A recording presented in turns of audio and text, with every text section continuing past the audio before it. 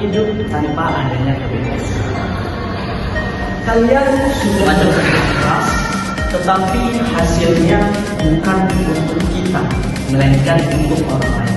Nah, itulah negara kita, yaitu Indonesia, yang dijajah selama ratusan tahun oleh bangsa asing seperti Belanda dan Jepang. Mereka awalnya hanya datang untuk berdagang saja, tetapi lama-kelamaan mereka menjadi sosok yang jahat, yaitu sebagai penjajah yang menyesalkan rakyat Indonesia. Masa penjajahan membawa perubahan besar bagi kehidupan masyarakat Indonesia, mulai dari ekonomi, pendidikan, sosial, budaya, hingga politik.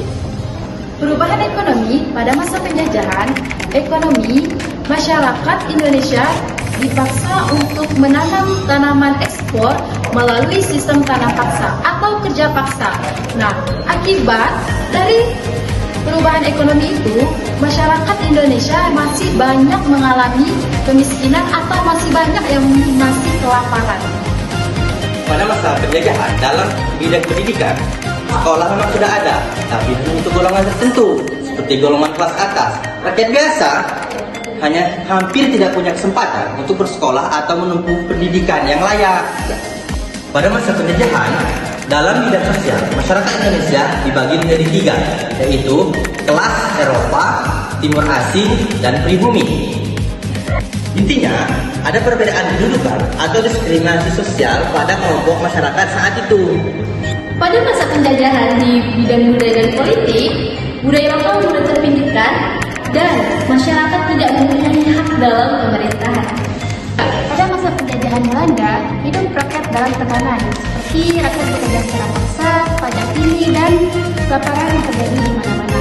Nah, kelaparan ini terjadi karena adanya sistem paksa yang diterapkan oleh penjajah, sehingga petani dipaksa untuk menyerahkan hasil buminya kepada penjajah.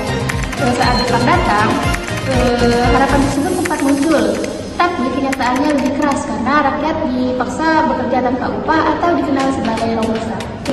Meski menyakitkan, ada beberapa dampak positif, yaitu yang pertama, pendidikan modern, pembangunan infrastruktur, dan lahirnya kaum terpelajar. Dari sinilah muncul semangat perjuangan dan nasionalisme. Kemudian ada beberapa dampak negatif juga yang jauh lebih besar. Yang pertama, kemiskinan, diskriminasi, dan lahirnya hak kerja.